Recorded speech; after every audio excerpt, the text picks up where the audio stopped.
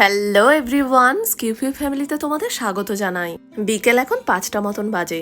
গতকালকে বর্মশাই এই তরমুজটাকে বাজার থেকে নিয়ে এসেছে। আমি বর্মশাই তরমুজটা একটু ঠান্ডা ঠান্ডায় খেতে ভালোবাসি, সেই জন্য আর কালকে কাটিনি, ফ্রিজে রেখে দিয়েছিলাম।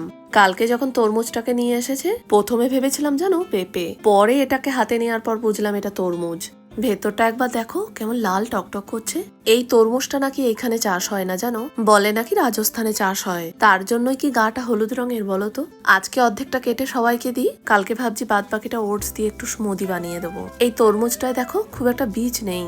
আমার সোনাটা অনেকক্ষণ ধরে বসে আছে জানো, দাঁড়াও ওকে আগে একটু ছোট ছোট পিস পিস করে কেটে দিয়ে আসি।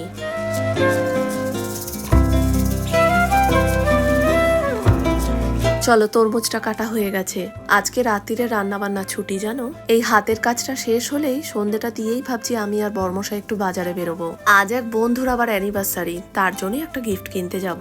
তাড়াহুড়োর সময় এসব করতে ভালো লাগে বলো। আমার সোনার বায়না জানো, এই কাটা তরমুজগুলোতে এখন একটা করে স্টিক লাগিয়ে দিতে হবে, তারপরে ও এটাকে আইসক্রিমের মতন করে খাবে। সব কটা রেডি হয়ে গেছে, দাঁড়াও এবার আমার সোনাটাকে দিয়ে আসি।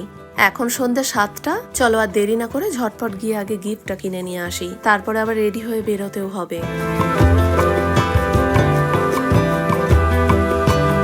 সোনা পড়ছে, আমি আর বর্মশাই এসেছি, সেই জন্য আর বেশি দেরি করব না। চলো দেখি কি গিফট নেওয়া যায়। এই ফ্লোরটাতে জানো ঘর সাজানো থেকে শুরু করে নিত্যদিনের সব প্রয়োজনীয় জিনিসগুলো রয়েছে।